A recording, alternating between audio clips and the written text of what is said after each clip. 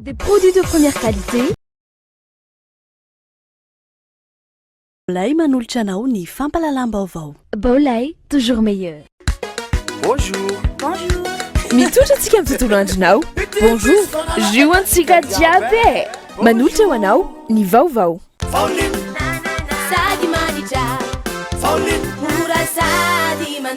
Junto ariary. Vaoline dia manolotra anao ny vaovao. Des personnes de valeur qui partagent tous l'amour de leur pays autour d'une Castel. Castel, le goût de la réussite. Castel manolotra ho anao ny vaovao.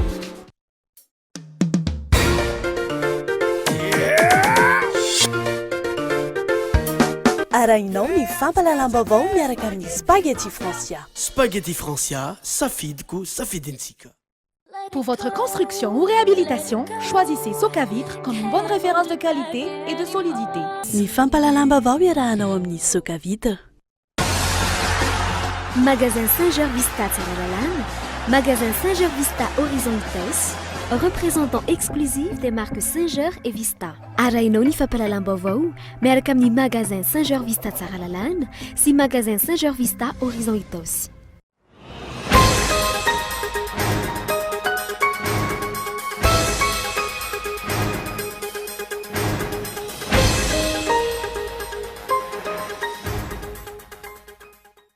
Mila mitazona ny teny nomeny ny mpitondra momba ny fitsinjaram-pahefana hoy ny sefafita ao anatin'ny fanambarany.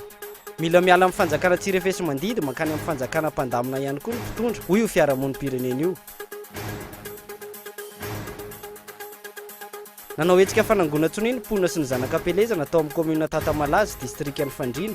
Manoloana ny fitrandraina izay vao ataon'ny orinasa Sinoa Madame Inina ny antoerana.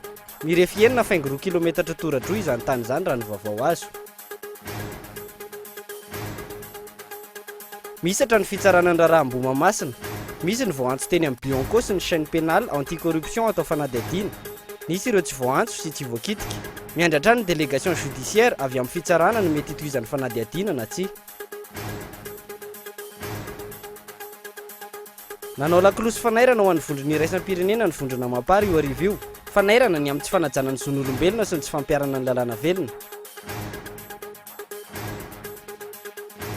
Maresaka iraisam-pirenena, mikorotana ny tontolon'ny fizahantany any Jordanie, nitrangana asa fiampiroroana atao Karako ho Maly. Olona 10 no maty ary iray tamin'ireo mpizahantany kanadiana. Ny andindin'ireo arahinao afaka fotoana fohy.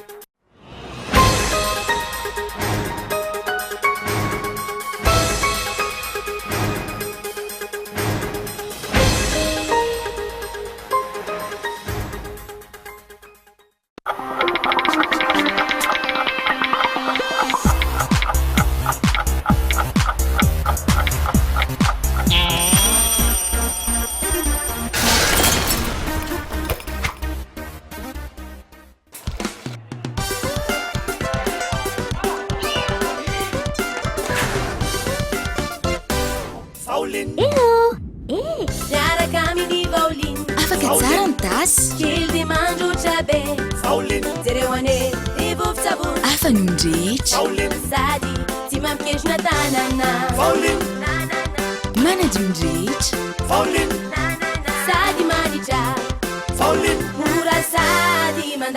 Junto ariary. Bonjour. Bonjour. Bonjour.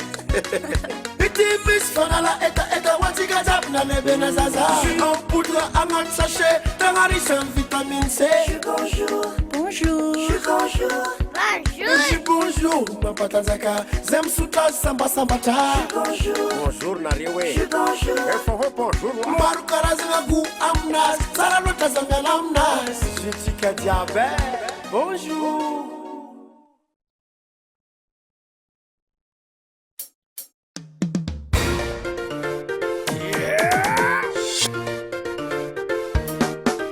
Spaghetti tena matsiro. Spaghetti Francia. Mora vidy tsara qualité. Spaghetti Francia. Tsy mirekidraikitra, mora andrahoana, mitombo tsara, mora masaka, avitana karazan-tsakafo. Spaghetti Francia. Mampire antsika jiaby. Spaghetti Francia. Spaghetti Francia, safidiko safidintsika.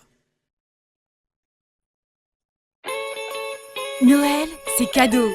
Noël, c'est de la nouveauté. Noël, c'est tendance, couleur, lumière, design. Noël, c'est généreux. Noël, c'est Batimax. Profitez des remises exceptionnelles jusqu'à moins 50% chez Batimax. Batimax, la qualité au meilleur prix. Efa nanandrana ny ty fromage régal piquant ivy ianao andramo fa afa-po anao takio eny ampivarotra akaiky anao ny fromage régal piquant 9,9 ariary ny portion 4,9 ariary ny boîte. Fromage régal piquant, fromage à prix canon. Ty ampifany ny havako amin'ity fety ty ka andefa volany aminy Ampiasao, alefa samitsika Orange Money fa maimaim-poana ny sarany fandefasam-bola hatramin'ny 10,000 ariary amin'ny samitsika Orange Money. Ny 10,20 hatramin'ny 3 Desambra antsoina ny dièse 144 dièse safidy iray. Alefa re! Mahasana ny tontolo-piainanao, Orange. Naturel Plus, extrait des meilleurs champs de tournesol d'Égypte. Naturel Plus, votre huile de tournesol raffinée 100% naturelle. Si vous préférez l'huile de soja, Spécial est fait pour vous. Issue des meilleurs champs de soja d'Égypte, Spécial est une huile de soja raffinée, riche en oméga 3 et en oméga 6, essentielle pour votre santé. Que vous préfériez notre huile de tournesol Naturel Plus ou notre huile de soja Spécial, nos huiles raffinées sont 100% sans cholestérol. Naturel Plus et Spécial, vos huiles raffinées pour des plats délicieux et une bonne santé.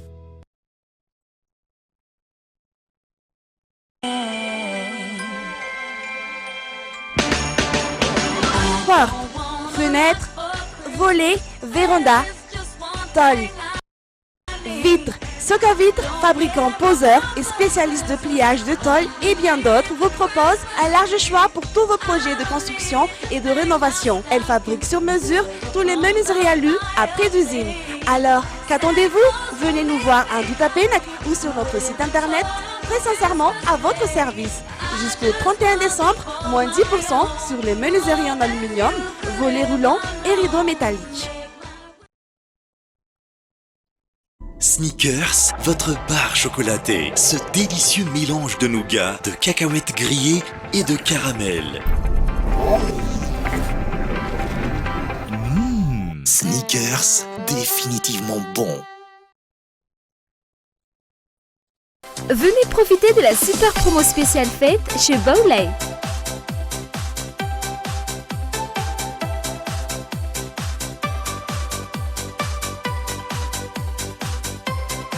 Bowley vous propose de grandes promotions sur les TV LED, subwoofers,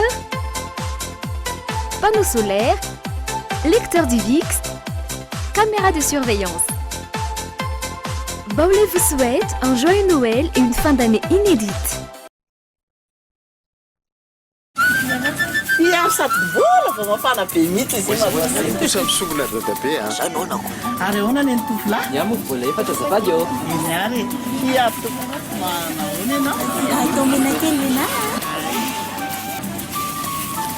Ono aky fa ahoana kendry malafo mofo petape ohatra zao tsy ambara telo lovaiko tamin'ny bebe avao kia Safastan, tsy ambaratelo ny fahombiazana.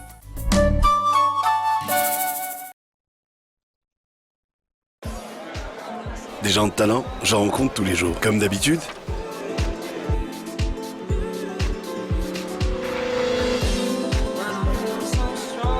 Déterminés, passionnés par ce qu'ils ont choisi de faire. Des personnes talentueuses dont l'avenir s'annonce très prometteur. De telles personnalités, je suis fier que nous en ayons à Madagascar. Des personnes de valeur qui partagent tous l'amour de leur pays autour d'une Castel.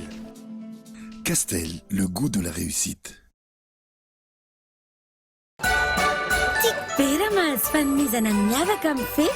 Tolory azy ny Orange Rise, ilay smartphone nampamirapiratra ny Noël. Misy antso adiny iray ifampiantsoana mandritra ny fety. SMS 10,1 andefasana firariantso. Internet 1,5 gigaoctet ifandraisanao amin'ny olona akaiky anao. Sady efa nena 175 milliards TTC fotsiny ny vidiny. Hitanao ny amin'ny toeram-pivarotana Orange rehetra.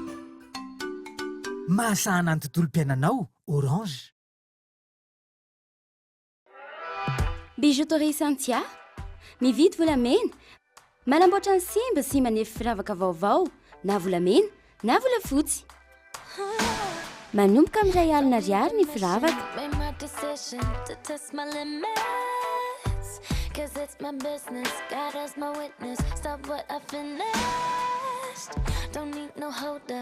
Bijouterie Santia, Immeuble Arena, Antanmen, box 37, téléphone 033 18 544 04.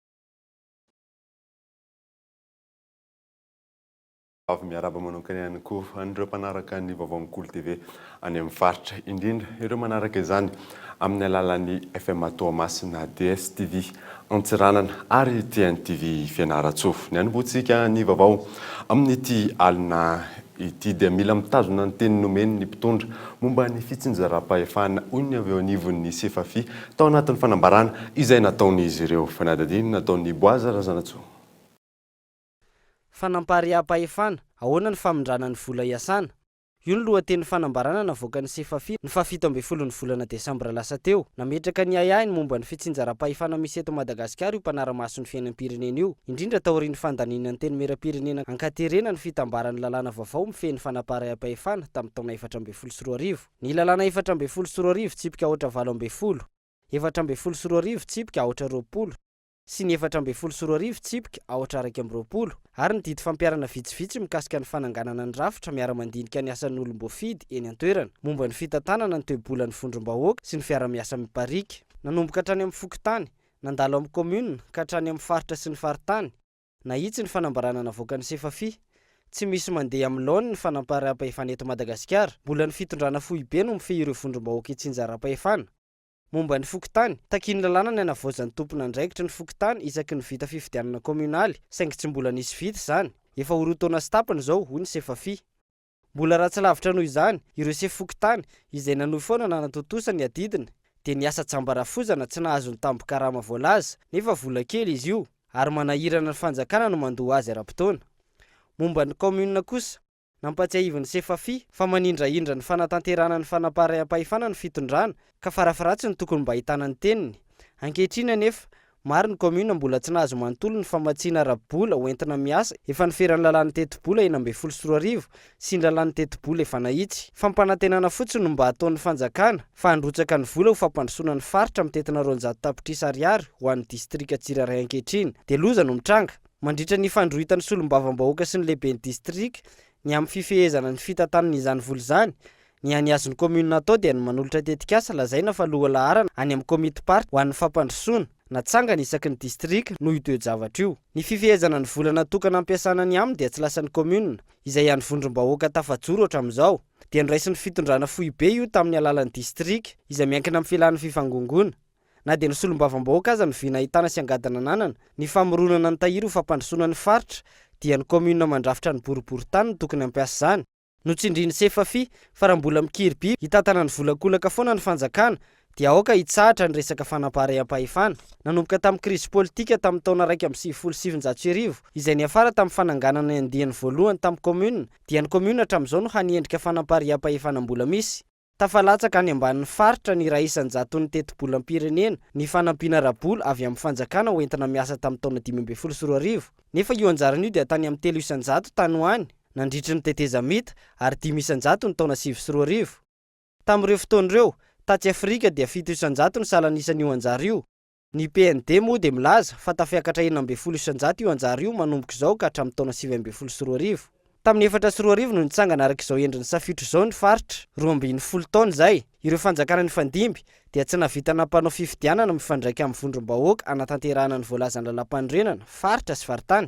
Ary na nisafidy ny ampanao fifidianana tsy mivantana ho an'izany aza ny anteny meram-pirenena dia mbola tsy nisy na inona vita tamin'ity taona ity. Raha ny sosokevitry ny sefafi misy faritra misongadina toy ny CTD antenaina izay mety hanampy amin'ny fanampariany ireny fanao mahomby ireny. Mety loatra raha fifidianana mivantana no ety manangana azy ireny ary amin'ny fandraisana amin'ny fanambony fampandrosoana ny fifampiankinana ary ny fiarahamentana tsikaritra eo amin'ny io sehatra io. Atokana ho an'ny faritany fotsiny ny fifidianana tsy mivantana. Amin'izay mafy ny anjara asany amin'ny mampifanohy azy. Manarak'izay hoy ny Sefafi, tsara raha faranana ny fanampian'ny fanjakana ireny loharano miteraka ny kolikoly avo lenta ireny satria takona ary tsy voara-maso ara-dalàna ny fandehan'ny famondrana ny vola. Namarana ny Sefafi ny fanambarany hoe afaka manao fifanekena rafitra miaraka amin'ny CDD ny fitondrana rehefa ampiatra politika ho an'ny Sefafi. Izany no ahafahana miala amin'ilay fanjakana tsy refeso mandidy mankany amin'ny fanjakana mpandamina izay mamorona politika ho an'ny vahoaka, mampanaja ny fenitra isatsokajiny, mampiatra ny lalàna velona sy ny fitsipika, manara-maso ny mahara-dalàna ny asa atao ary manasazy. Izany hoe ahena ny fanjakana, sainga tsaraina ny fanjakana, miala amin'ny fitondrana mivantana, mankany amin'ny fitondrana miasa ho amin'ny fampandrosoana faritra mahavita tena. Nanao hetsika fanangonana ny mponina sy ny zanakam-pelezana natao amin'ny komuna Tatamalaza distrikan'ny Fandrina manoloana ny fidrarana izay ataon'ny orinasa sinoa any an-toerana. Raha ny vaovao azy moa dia nanarotana tsy teo an-tanàna ny mponina ny orinasa sinoa Madaminina ka tonga dia namefy avy hatrany mirefy 4 kilometatra tora-dro izany raha ny vaovao azo fanampanazavana izay nentin'ny mpanao gazetin'ny Cool TV Zora Kotondrina izay any an-toerana amin'izao fotoana izao. Permis de recherche moa no nafikaroana no fifiriana nataon'ireo sinoa raha ny tantaran'ny mponina nanararoatra ny tsy nateo an-tanàna amin'ny mponina ireo sinoa ireo ny dinana teny an-toerana ary nametraka ireo piquet tamin'ny faritra maro tendrombohitra maromaro no voakasika izay fitrarahana izay 4 kilometatra tora-dro rehefa tany io nandritra ny hetsika nataon'ny mponina moa dia nisy mivantana teo Akalamanjana ny ben'ny tanàna izay nanao sinilay permis hoe inona ny tena marina ampitaina aminao eo ihany ny vaovao momba izay rehefa tonga any an-toerana any an-drenivohitra ny mpanao gazety fa hatreto aloha izany mizotra ampilaminana ilay hetsika nataon'ny zanakam-pelezana sy ny mponina Zora Kotondrina avy aty amin'ny komuna Tatamalaza aty amin'ny distrikan'ny Fandrina. Hatreto aloha mampimetra-panontaniana ny andraikitry ny ministera-mpanjakana misana ny fanajariana ny tany amin'ireny famaritana ny tany manerana ny nosy ireny izay omena ny vahiny iza marina moa tena mamarotra ny tanindrazana ho an'ireo vahiny ireo fanontaniana izay ilay mbalin'ny hatrany. Anovisantsika ny vaovao kosa dia mihisatra ny fitsarana ny raharaha Ambomamasina amin'izao fotoana izao. Misy ny voantso teny anivon'ny Bianco sy ny chaîne pénale anticorruption atao fanadadiana. Misy kosa ireo voantso, ireo tsy voantso ary tsy voakitikitika. Fanadadiany Boasa Razanatso. Raharaha Ambomamasina isan'ny raharaha nanaitra ny maro satria tompona ndraiky mpanjakana ambony eto amin'ny firenena no voakasika tao anatin'io raharaha io. Tao ny ben'ny tanàna Ambomamasina Tsabo Pierre, ny mpandraraha iray akaikin'ny filohampirenena no isan'ny mpanohana ny antoko HVM Claudine Razemamonjy ary ny Premier ministre lehiben'ny gouvernemanta Olivier Solonandrasana Mahafaly izay hany irery afaka manome subvention ho an'ny commune eto Madagasikara. Saingy hatreto, mihisatra ny raharaha. Na dia nisy ny fanadihadiana natao, tsy fantatra intsony ny toy ny raharaha ity. Ao ny milaza fa efa natsahatra ny fanadihadiana, ao ny milaza fa tokony toy izany raha tsy fantatra ny tena marina satria volam-panjakana mitetina 497 tapitrisa ariary no nisy nanodikodina. Hatreto, efa tsy ho ampelantanan'ny Bianco ny raharaha fa eny anivon'ny chaîne pénale anticorruption. Tsy afaka manohy ny fanadihadiana intsony ny Bianco, fanadihadiana ny Claudine Razemamonjy izay efa nandefasan'ny Bianco fampiantsoana indroa raha ny fanazavana ny tale général ny Bianco ny 7 ny volana Desambra lasa teo raha toa ka tsy misy ny délégation judiciaire avy amin'ny fitsarana. Délégation judiciaire izay tsy mbola hita taratra hatreto mba hivoahan'ny marina momba io raharaha io. Inona no antony tsy hanomezana io délégation judiciaire io an'ny Bianco? Mahaleo tena marina ve ny fitsarana izay mitsara io raharaha io?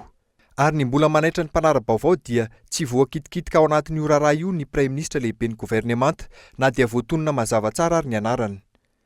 Ambony lalàna ve ny Premier ministre? Sa tsy sahan'ny rafitra rehetra miady amin'ny kolikoly ampiantsoana satria Premier ministre? Sa nisy ve ny fifampiresahana tany ambadika tany? Izany ve no tandalàna tia napetraka eto amin'ny tany sy ny firenena? Atreto toa mizana tsindrinila no hita mpanara-baovao. Ireo olona voatonona ireo tsy voakitikitika.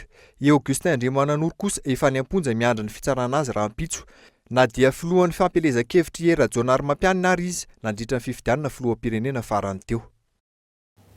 Nanao lakolosy fanairana ho an'ny vondrona iraisam-pirenena ny vondrona mabara io arivo io fanairana ny amin'ny tsy fanajana ny zon'olombelona sy ny tsy fampiarana ny lalàna velona andrasany ity vondrona ity ihany koa moa ny fahafahany any Augustin Andriamananoro izay hiakatra fitsarana rahampitso fanadidiny Mioramanitra. Tsy misy ny fanajana ny zon'olombelona, tsy manaraka ny lalam-panorenana misy ny fitondrana, misy ny fanenjehana ireo antoko-panohitra. Ireo no antony nahatonga ireo solombavam-bahoaka ao anatin'ny vondrona mapara nantony ireo vondrona iraisam-pirenena toy ny firenena mikambana, ny vondrona afrikanina ary ny vondrona europeanina. Antsoava amin'ireo vondrona iraisam-pirenena ireo mba hijery sy hanara-maso ny zava-misy eto Madagasikara no antony izao araky ny fanazavana. Natona ny PNUD zay satria fantatray fa amin'ny maha hoe ao amin'ny fikambanana iraisam-pirenena an'izy ireo ary malagasy koa moa dia anisany ao anatiny hoe fianakaviam-be ny firenena rehetra dia nanatona azy amin'ny fanairana ary fampahafantarana azy ny tranga rehetra miendrika fanosihosena ny lalam-panorenana ny lalàna fanosihosena ny zon'olombelona indrindra izay mahazo ny firenena ary indrindra ny fanenjehana tsy misy fiatoana atao ny vondrona politika mapara. Nambaran'ny solombavam-bahoaka mamparatrany fa tsy mitombona ny fiampanganan'ny ministra teo aloha Augustin Andriamananoro. Ny fanafana azy araka izany no andrasana amin'ny valim-pitsarana rahampitso. Andry ny fahafahana azy matiodio zay ary matoky ny fitsarana fa hijery sy andinika akaiky ny dossier satria ny pirofo mitombona sy ny finiavana le hoe le intention criminelle zany ny nojereny mpitsara dia aminay tsisy mitombona ny fepetra rehetra ka tokony ho afaka izy.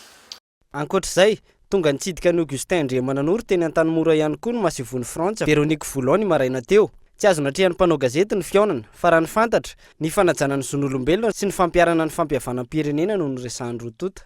Isan'ny nanaitra ny mpanara-baovao ny fisamborana ny Augustin Andriamananoro iny izay filohan'ny fampielezan-kevitry ny filoha era Jonary Mampianina nandritry ny fifidianana filoham-pirenena farany teo. Niaraka ministra izy ireo nandritry ny tetezamita. Azo itokisana ve ny mpitondra tahaka ireny? Ny olona izay niasa mafy nampandany azy nandritry ny fifidianana filoham-pirenena aza no samborina tahaka ireny nandritry ny fandevenana. Ny CCS tato ato ny fanaovana antsoavo amin'ny vondrona iraisam-pirenena manoloana raharaham-pirenena, antoko politika, sendika, mpitondra fivavahana sy ny maro hafa. Samy efa niezaka nanaitra ireo vondrona iraisam-pirenena avokoa. Manoloana izany, fepetra hatrany no apetraky ny vondrona iraisam-pirenena fa tsy mbola misy aloha ny fanazasiana ireo mpandika lalàna. Fantatra izao arivo izao fa nampidirina hôpitaly ministra teo aloha Antelma Ramparany tsy fantatra moa ny toerana misy azy hatreto na ny antony idirana hôpitaly raha ny feo mandeha aloha hatreto dia fampizinana no azo azy tamin'ny farany herinandro teo hitantsika ihany moa toy ihany izay vaovao izay. Nanohy hatrany fitakiana ny vahoakan'ny Somamanina amin'izao fotoana izao amin'ny fialan'ireo teratany sinoa izay mpitrandraka volamena fanadadiana tany toerana moa ionina saina.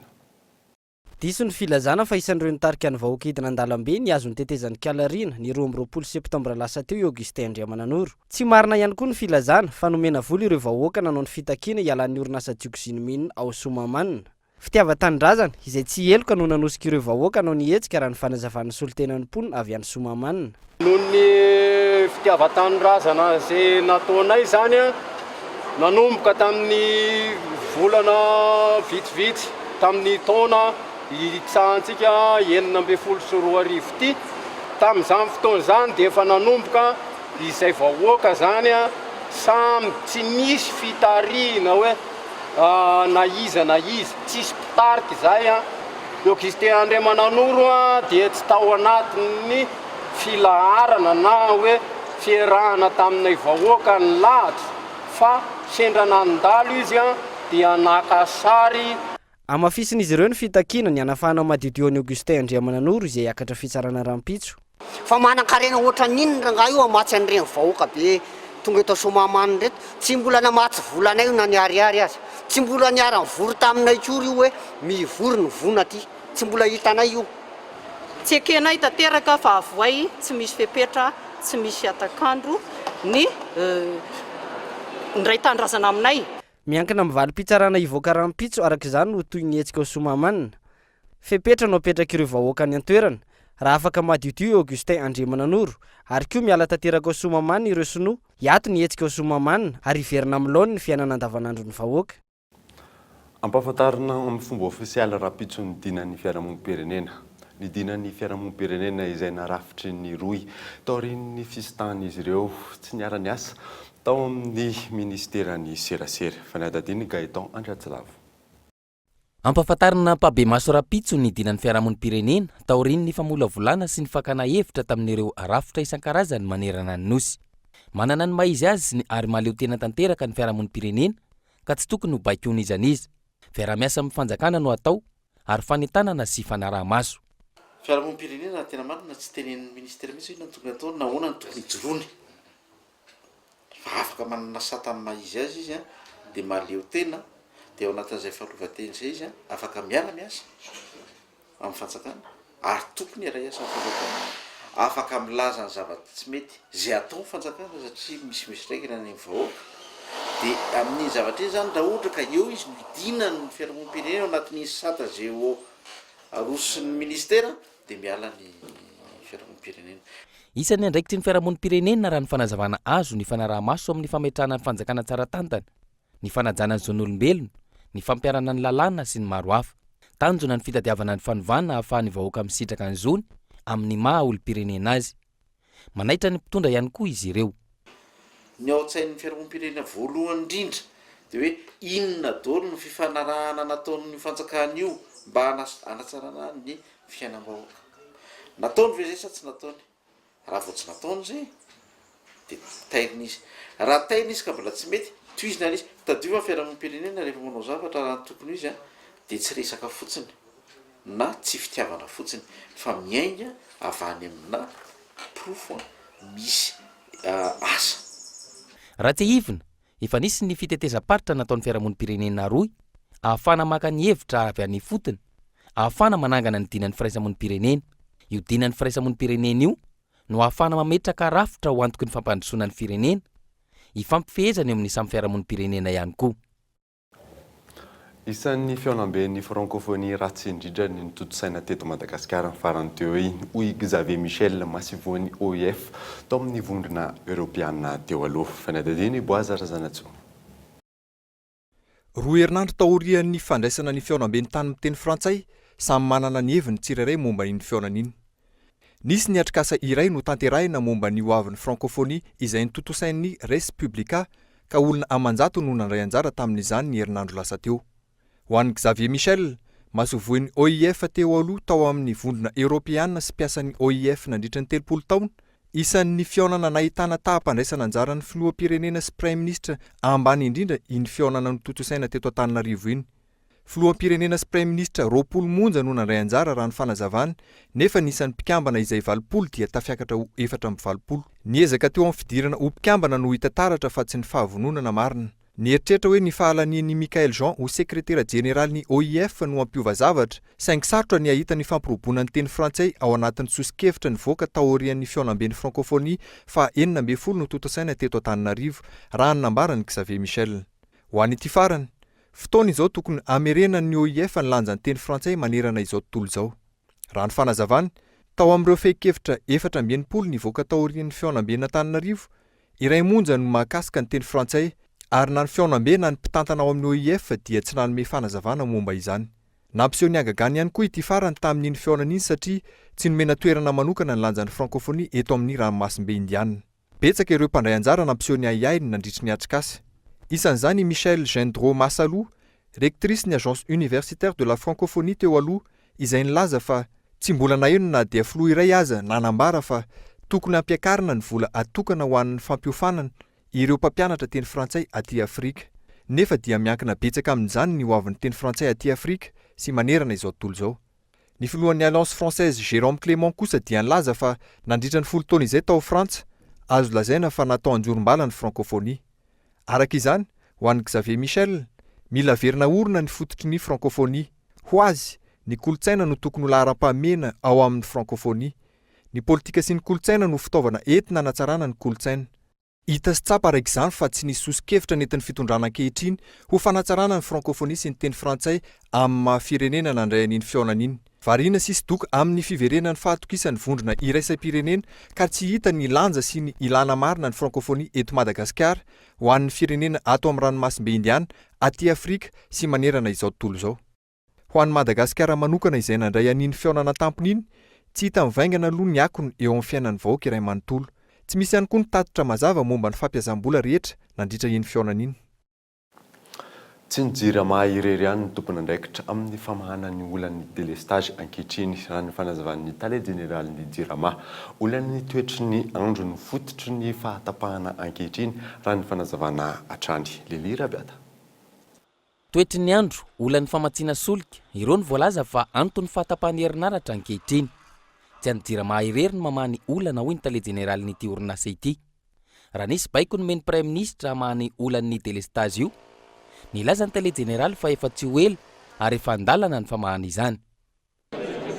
Sur 3 groupes anankiray ihany no mandeha satria ny débit-ana rano dia tsy matosika ny turbine intsony. Raha ataontsika hoe eo amin'ny 50 mètres cubes par seconde, 50 mètres cubes par seconde ny ilainy mampihodina maxi, zany hoe amin'ny 93 mégawatt ny andekaleka. Atsika amin'izao tsisy afa-tsy 17 mètres cubes par seconde.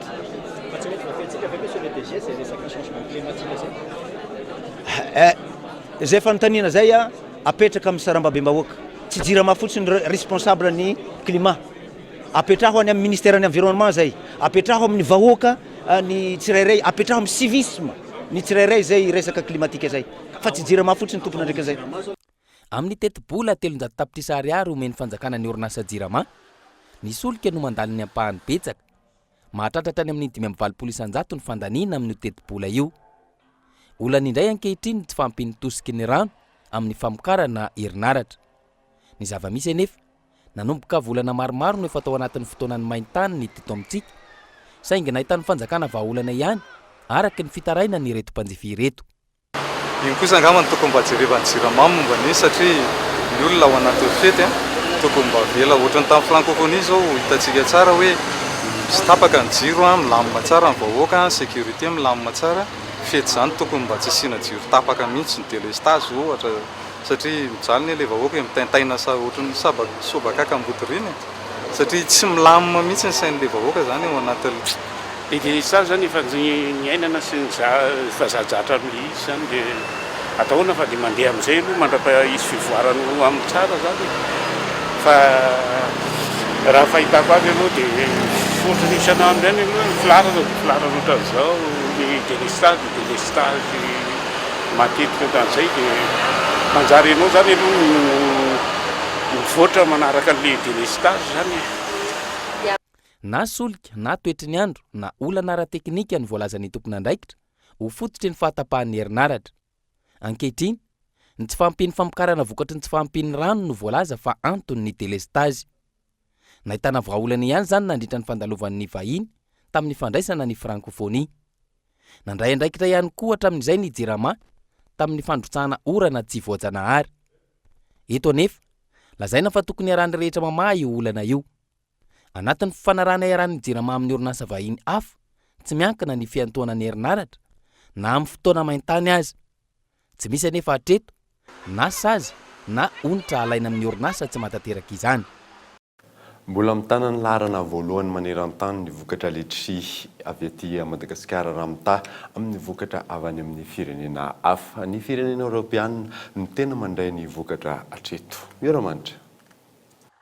Voasokajy ho anisan'ireo vokatra tsara kalitao maneran-tany letisia ondrany Madagasikara eo amin'ny tsena iraisam-pirenena. Nahitana fivoarana ihany koa ny tsirony letsia tamin'ity taona ity raha mitaha ny tamin'ny taon-dasa, antony mbola mahasarika mpanjifa maro. Maurice, Afrika Atsimo, La Réunion sy Mozambika no firenena mifaninana amin'ny Madagasikara eo amin'ny fanondranana letchi any Europa amin'izao fotoan'izao.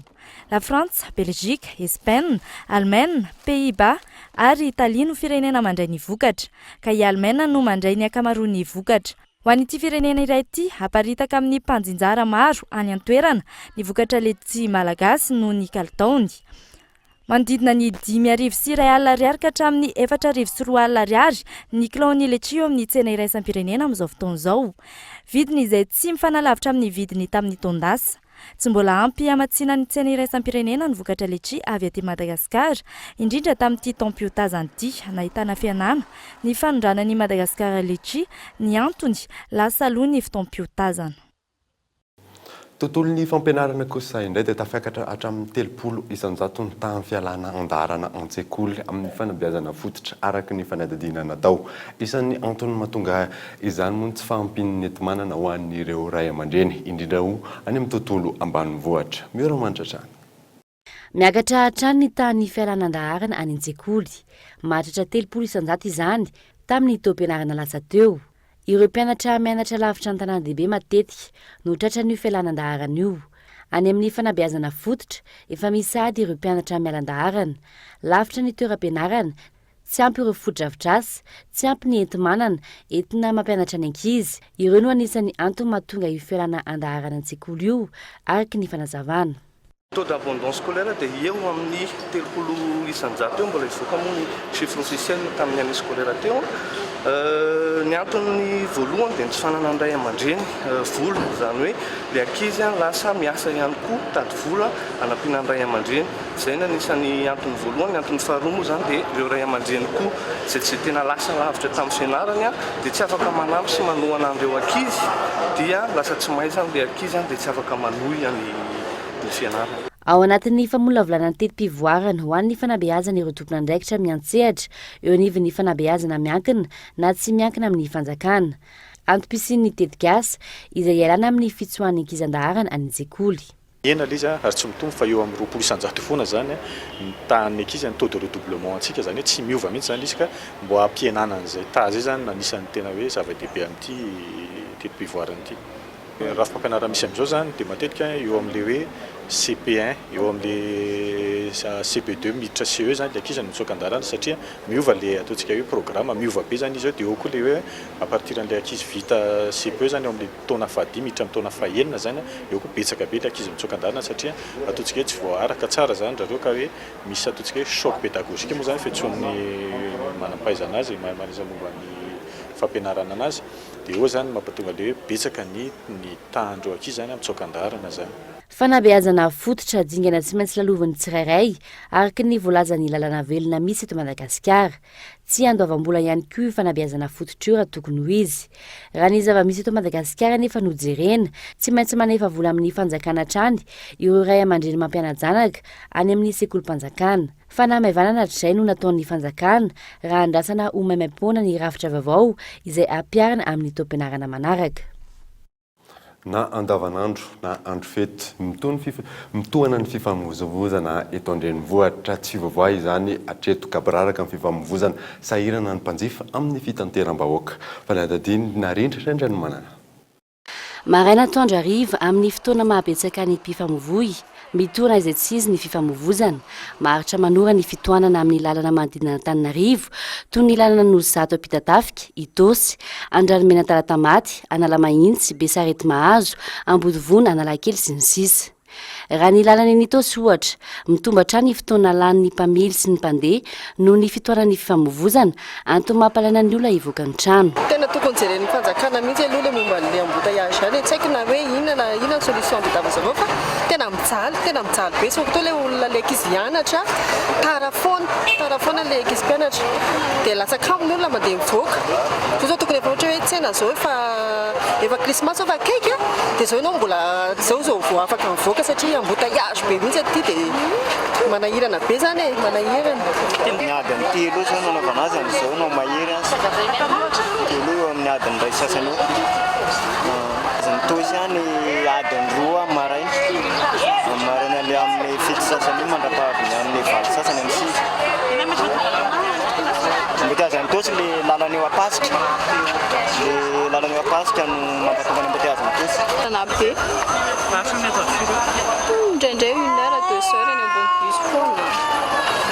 Nefa tsy maintsy mandeha bus? Tsy maintsy mandeha bus. Ny andro mamay dia camp be andeha tongotra. Tamin'ny fotoana be ny andro mafana sady noana. Dia ino no mety hoe vahaolana raisinareo fa tsy maintsy miaritra an'izao? Tsy maintsy miaritra aloha.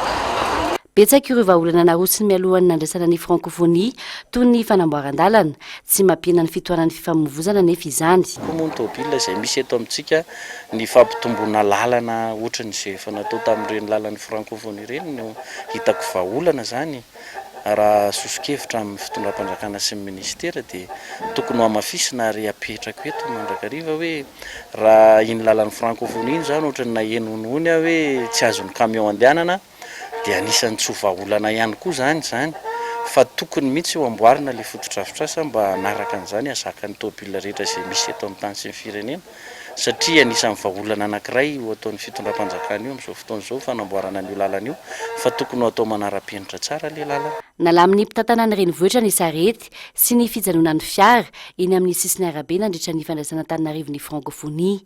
Tsy nitoa nefa niezaka manao izay tiany atao na ny mpitondra sarety na ny taxi be na ny taxi na fiaran'olon-tsotra eny rehetra eny. Ankavitsiany ireo manaja ny lalana momba ny fifamoivoizana antony mahatonga ny fitoanan'ny fiarakodia. Ankoatra izay, miamitombo isatrany ny fiara eto an-drenivohitra, ny lalana sy ny toerana fiantsonan'ny fiara nefa tsy maharaka nisy. Ilana vahaolana matipaika io fitoanan'ny fifamoivoizana io, izay misy fiantraikany eo amin'ny toe-karena eto an-drenivohitra. Tsy hisy ny rotsakorana eto an-drenivohitra mandritra ny noely ho avy izao araka ny vinavinan'ny mpamatatra ny toetry ny andro ankoatra ny rampitso mody hiato. Tsy hisy orana ihany koa eto afovoantany mandritra ny efatrandro. Miantarandriana avo.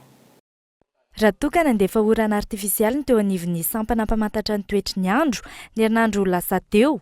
Tsy afaka hanao izany izy ireo ato anatin'ny efatrandro na dia ny ato aza ny orana eto an-drenivohitra sy ny manodidina.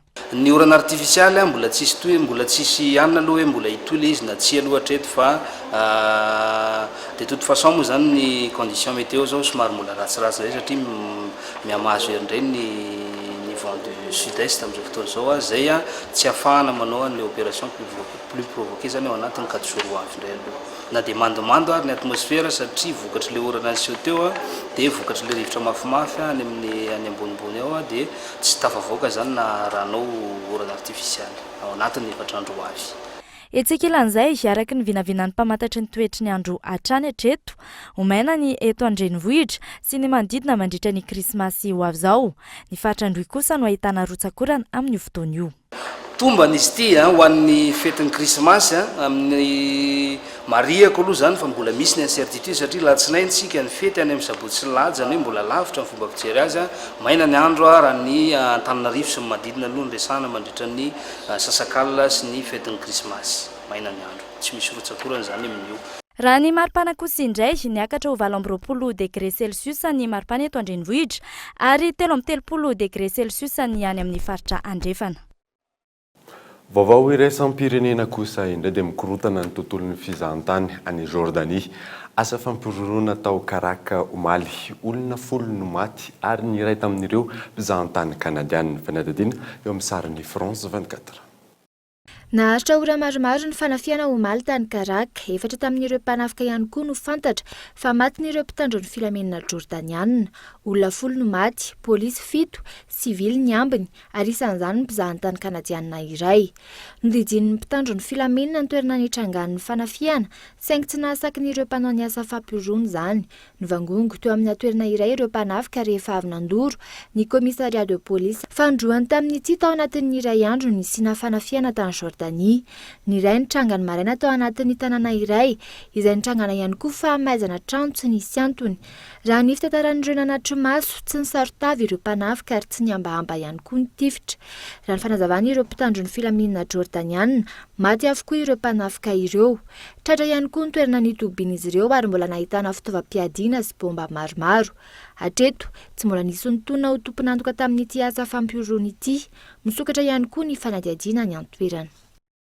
alohan'ny sarana daverina aminao ireo vaovao nisongadina tamin'ity alina ity mila mitazona ny teny nomeny ny mpitondra momba ny fitsiny zara-pahefana hoy ny sefa tao anatin'ny fanambarana izay nataon'izy ireo nanao hetsika fanangonatsy ny mponina sy ny zanakam-pelezana tao amin'ny komuna Tatamalaza distrika ny Fandrina manoloana ny fitrandrana izay ataon'ny orinasa sinoa madaminina any an-toerana amin'izao fotoana izao mirefy 4.4 kilometatra toradroa izany tany izany rano vaovao azo ary faramody nanao lakilosy fanairana ny ho an'ny vondrona iraisam-pirenena ny vondrona mampara io arivo io fanairany amin'ny tsy fanajana ny zon'olombelona sy ny tsy fampiarana ny lalàna velona eto amin'ny tany sy ny firenena dia izay mamarana ny fampahalalam-baovao-tsika tamin'ity alina ity ankasitrahana ianao nanaraka izany hatramin'ny farany tenako mamy fotoananao amin'ny manaraka indray soava miona daholo tompoko.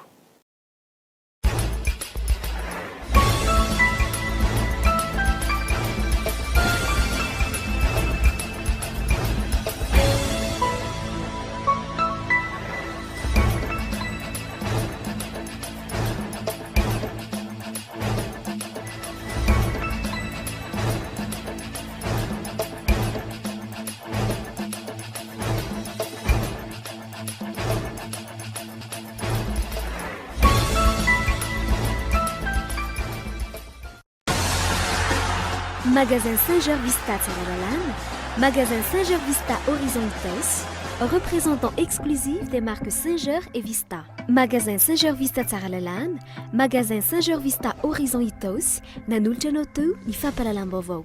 Pour votre construction ou réhabilitation, choisissez Socavitre comme une bonne référence de qualité et de solidité. Ifapalalambovo niarahanao tamin'ny Socavitre.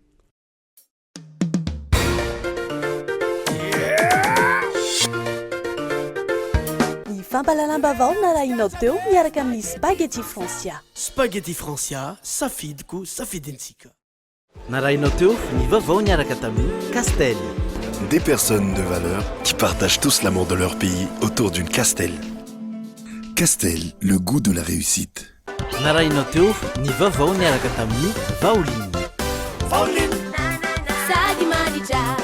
Vaoline. Mura sadi mandaicha. Juntos à tua viagem. Bonjour. Bonjour. Narahinao teo ny vaovao niaraka tamin'ny bonjour. Juantsika jiaby. Des produits de première qualité, premier choix, marque originale. Baolay nanolotra anao teo ny fampalalam-baovao. Baolay, toujours meilleur.